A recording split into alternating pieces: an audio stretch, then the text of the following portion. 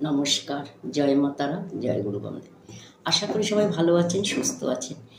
আপনাদের ভালো থাকা, সুস্থ থাকা নিয়ে কিন্তু আমি প্রতিদিনই আপনাদের কাছে চলে আসি। আজকেও এসছি আপনাদের ভালো রাখার একটি উপায় নিয়ে। সেই উপায়টি কি? আপনারা যদি কোনো রকম হঠাৎ করে কোনো রকম ঝামেলায় পড়েছেন, কোনো রকম সমস্যায় পড়েছেন বা কোনো রকম ঝামেলায় পড়েছেন, কোনো রকম বিপদে পড়েছেন, দেখুন রাস্তাঘাটে গেলে কোনো না কোনো সমস্যায় মানুষকে পড়তে হয়, সেটা হয়তো অজান্তেই হয়ে যায়। আচ্ছা, কোনো অফিসে গেছেন, সেখানে কোনো সমস্যায় পড়েছেন, ঝামেলায় পড়েছেন, সেক্ষেত্রেও করবেন। যদি কোনো কাজের জায়গায় আপনি কোনো ঝামেলায় জড়িয়ে যাচ্ছেন মনে করছেন, সেখানেও এটা অবশ্যই করবেন। আর এছাড়াও যদি আপনি প্রত্যেক দিন একটি মা দুর্গার ফটো আপনার ঘরে রাখবেন, রেখে আপনি যদি পারেন প্রতিদিন একটি জবা ফুল দিয়ে, মা দুর্গার পায়ে একটি জবা ফুল দিয়ে বা জবার মালা দিয়ে যদি আপনি এই মন্ত্রটা 108 বার করতে পারেন, সেই ক্ষেত্রেও ভীষণ ভালো হবে। ঠিক আছে? তা মন্ত্রটা আমি অবশ্যই বলছি। আচ্ছা, মন্ত্রটা হচ্ছে ওং সর্বমঙ্গল মঙ্গলে শিবে সর্বাত্মে সাদিকে শরণ্যে ত্র্যম্বকে গৌরী নারায়ণী নমস্তুতে। এই মন্ত্রটা আপনি 3 বার বলবেন।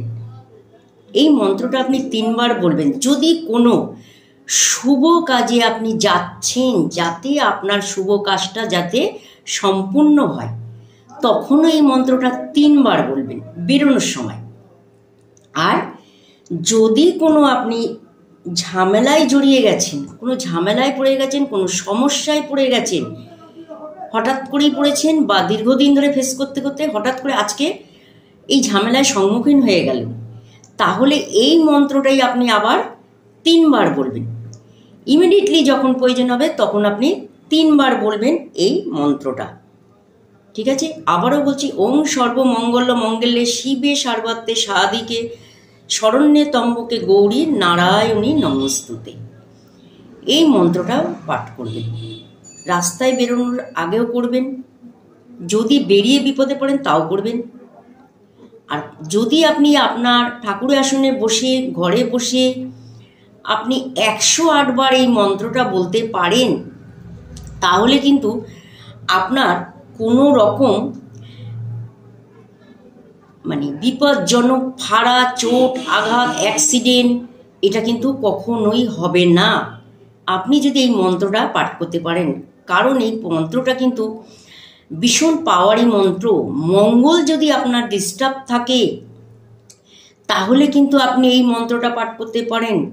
দেখবেন আমাদের দুর্গাপুজোর সময় এই মন্ত্রটা অবশ্যই জপ করা হয়, পাঠ করা হয়, সবাই করে।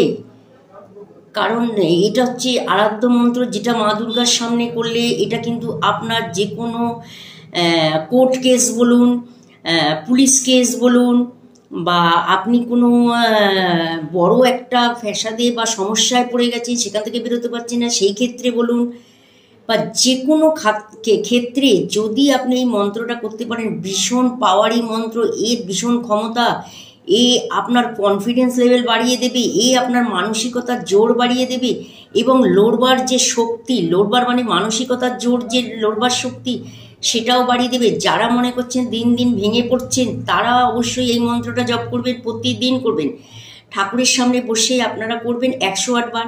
আর যারা বাইরে বেরোচ্ছেন তারা 3 বার করবেন, বেরোনোর সময় 3 বার করে নেবেন, বা আপনি সমস্যায় পড়েছেন সেখানেও 3 বার করে নেবেন। এই মন্ত্রটা শুধু আপনারা যদি 108 বার জপ করতে পারেন, যাদের মঙ্গলের দোষ আছে, ব্রহ্মদোষ আছে, অষ্টমে মঙ্গল আছে, বা দ্বাদশে মঙ্গল আছে, বা মঙ্গল ডিস্টার্ব থাকলে পারিবারিক সুখ শান্তি বঞ্চিত হয়ে থাকে, তারাও অবশ্যই এই মন্ত্রটা করবেন। যারা সাংসারিক সুখ থেকে বঞ্চিত হচ্ছেন তারাও করবেন। যারা মনে করছেন যে বারেবার চোট আঘাত লাগাচ্ছে বা গাড়ি চালাচ্ছেন, তারাও করবেন এই মন্ত্রটা। এতে কিন্তু ভীষণ ভালোভাবে কিন্তু এর এফেক্ট কিন্তু আপনারা পাবেন।